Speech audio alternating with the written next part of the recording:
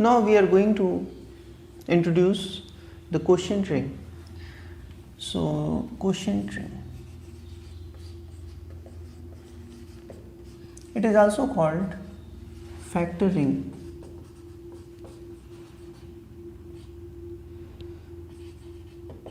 It is also called factor ring. Now before coming to this quotient ring or defining the quotient ring, let us recall some facts from the quotient group. So suppose R plus is a group and I plus is a normal subgroup.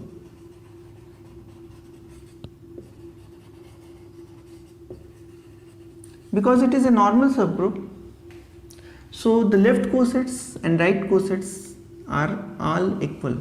That is, A plus I, that is the left coset, is same as I plus A for all A in R. So we define a set R by I of cosets, either left or right you take, because both are same, there is no problem. So A plus I such that A belongs to R. Now on this set there is an operation of that is also denoted as plus, and with respect to this plus operation this forms a group. And how this operation is defined? This operation is defined as, if you take one element A plus I from this set and take another element B plus I from this set, then the operation is defined as A plus B plus I. So this plus is an operation of capital R. This plus means coset. So A plus B plus I is an element of R by I. This operation is well defined, and this R by I set with respect to this operations forms a group. This is a group actually. And what is the identity element of this group? The identity element of this group is I. Why? Because if I take one element A plus I and I add with I, so how will you add it with I? So we can write it as A plus I plus 0 plus I. What is 0? 0 is the identity of R.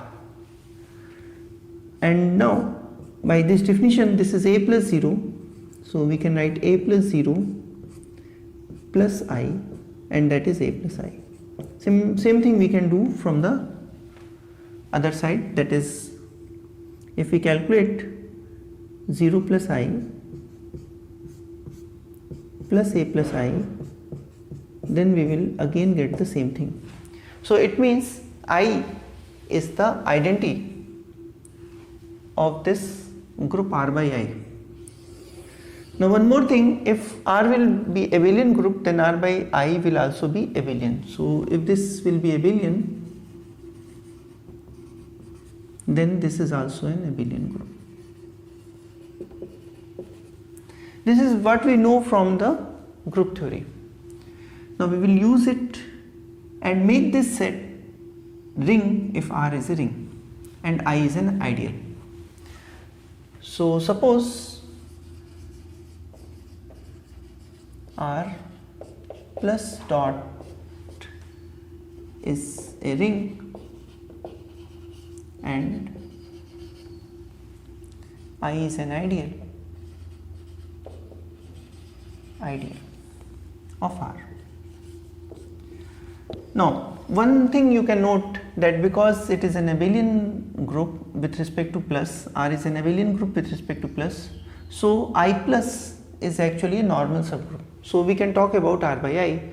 So take this set R by I to be the set of elements of the form A plus I such that A is in R. So clearly,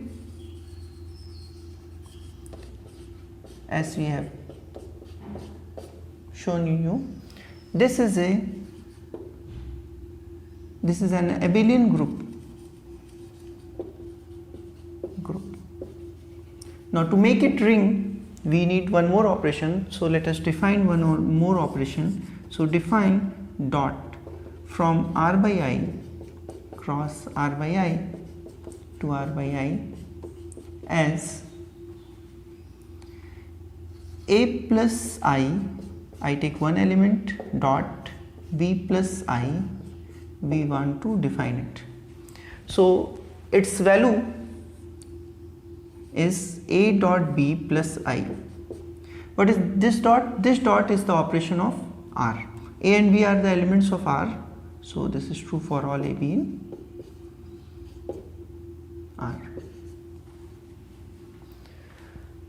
So A and B are the elements of capital R, and this dot is the operation of capital R. Now this is one element of capital R, and this plus I is the coset determined by that element. So this is an element of R by I. Now it is not hard to see that this operation is well defined, so I am not going to do it. And this operation is actually, now this is a binary operation,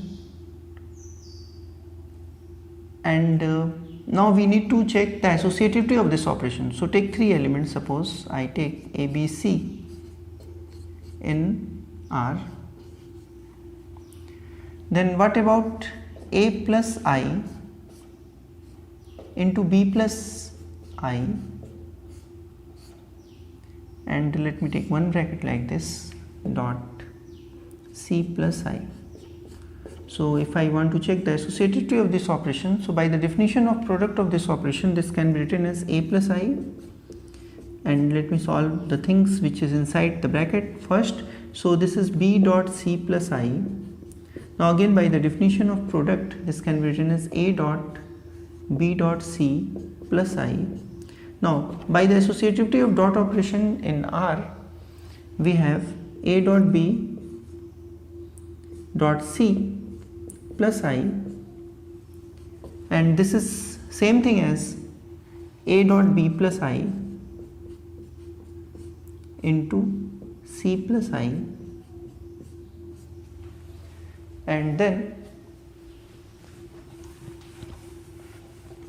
this can be written as A plus I dot B plus I, and now this was the thing which is inside this bracket. This can be written like this, and now put this term. So this is C plus I.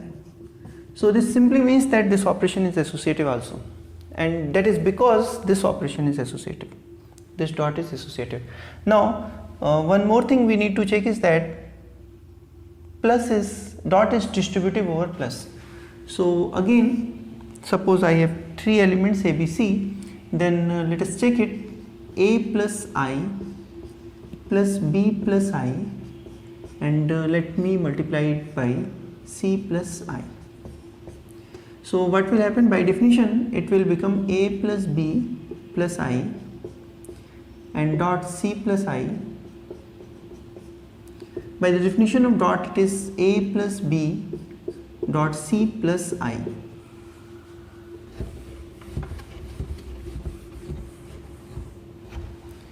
So now we will use the distributivity of this ring R, and we can write it as A dot C plus B dot C plus I, and this is, now this can be again by the definition of addition.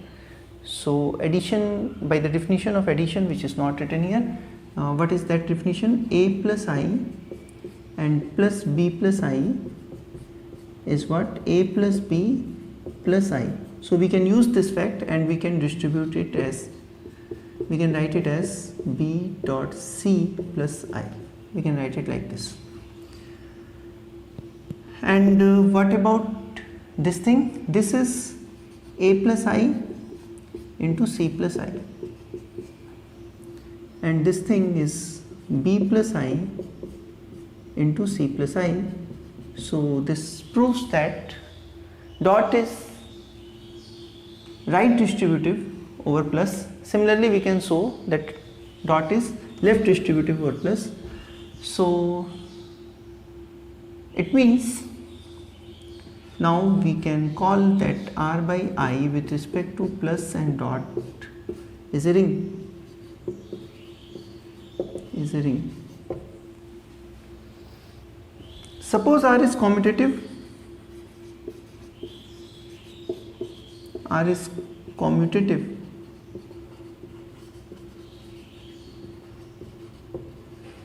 Then what will happen is that if you take a plus I into b plus I, by definition it will be a into b plus I, and because R we have taken to be commutative, so it can be written as b dot a plus I, and it can be written as b plus I into a plus I. So R is commutative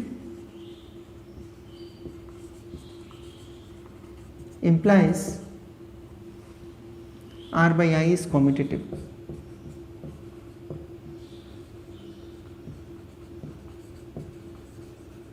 So R is commutative means R by I is commutative. Similarly, if R has identity element,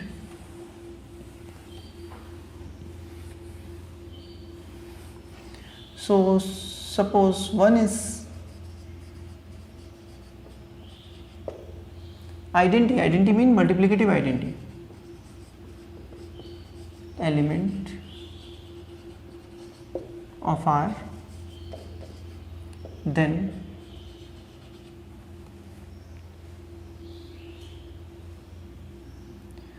if I take one element a plus I in R by I and I multiply it by 1 plus I, then this is a dot 1 plus I by definition of multiplication, and this is a plus I, and that is same thing as 1 dot a plus I, and that is same thing as 1 plus I into a plus I.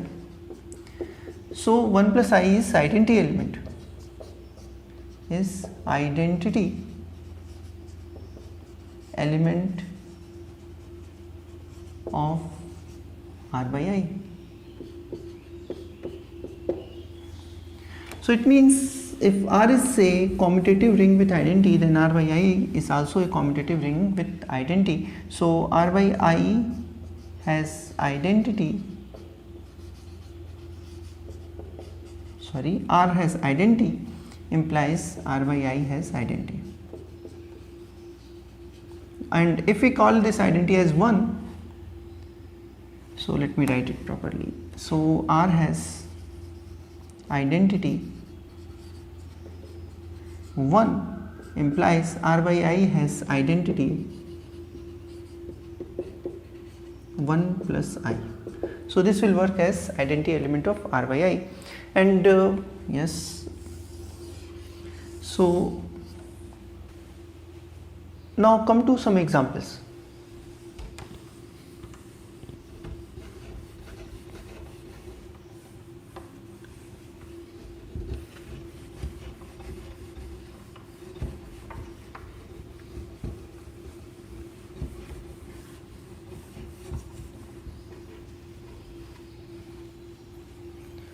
So come to example.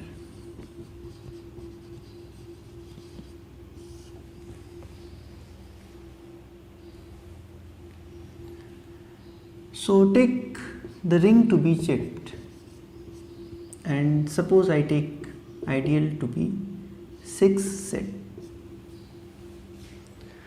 Now let us write say Z upon 6 set. So it will be a set of elements of the form. From knowledge of group theory, we know that the cosets, there will be 6 cosets of this. So one coset is 6 set. This will work as identity element. Now 1 plus 6 set, this will consist of those integers which have remainder 1 when we divide it by 6, and this is the set of those integers which has remainder 2 when we divide by 6. Now this has remainder 3 when we divide by 6, and this are the set of those integers which has remainder 4 when we divide by 6, and again 5 plus 6z are set of those integers which has remainder 5 when we divide by 6z. So let me, for the clarity, again write what is 1 plus 6z. 1 plus 6z is a collection of integers of the form 6z plus 1 such that z belongs to z. And on the same way, when you will put I here, so it will be I, where I is varying from 0 to 5. So these are all the cosets. And how the addition and multiplication of cosets are defined. So let us take two cosets. Suppose I take 2 plus 6z and plus 5 plus 6z. So this is the addition operation, and this is 5 plus 2 is 7 plus 6z. But you know 7 can be written as 6 plus 1, so then let me write 1 plus 6 plus 6z. But 6 belongs to this set. So one of the very basic property of the coset is that 1 plus I is equal to I if and only if A belongs to I. So because this 6 belongs to 6z, this I is the ideal, that is 6z. Because 6 belongs to 6z, that's why 6 plus 6z is equal to 6z. So this is 1 plus 6z. So in this way addition is defined. So whatever we will get after summing, we will divide it by 6 and take the remainder, and that remainder will work. So similarly, if we take suppose 3 plus 6z and plus 4 plus 6z, then again we will get 7 plus 6z, and 7 plus 6z we can write 1 plus 6z. Suppose I take 3 plus 6z and I add it with 3 plus 6z. What will we get? 6 plus 6z, but 6 plus 6z is 6z. So like this we can take the product. Now we are going to define the product. Define means we are going to give the example for how the product is working in this ring. So now suppose I take one element 2 plus 6z and I multiply it with 4 plus 6z. So how this multiplication defined? We have to multiply 2 and 4. 2 and 4 we will multiply, and then we will add 6z. So this is 8 plus 6z, and 8 when we will divide it by 6. So this is 2 plus 6z. So the remainder is 2 when we will divide 8 by 6. So this is 2 plus 6z. So like this, this product is defined. Also if I take the product of 2 plus 6z and 3 plus 6z, then it will be 6 plus 6z, so it is 6z. So like this you can define the product. One thing you can note, that Z is integral domain,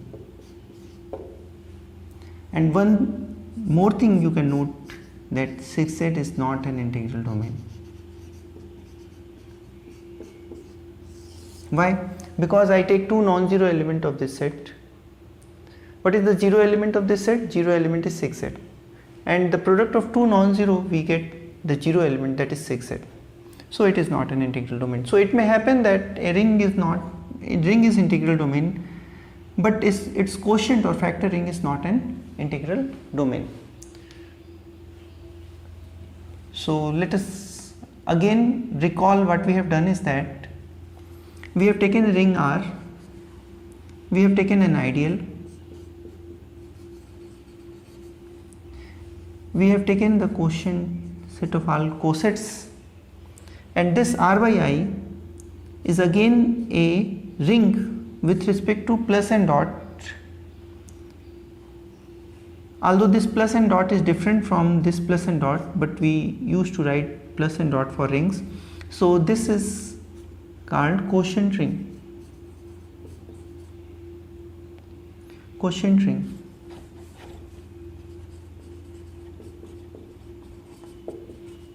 Or factor ring.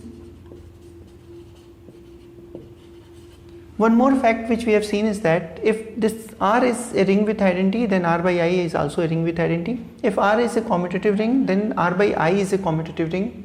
And we have also seen one fact that R is integral domain, even then R by I may not be an integral domain.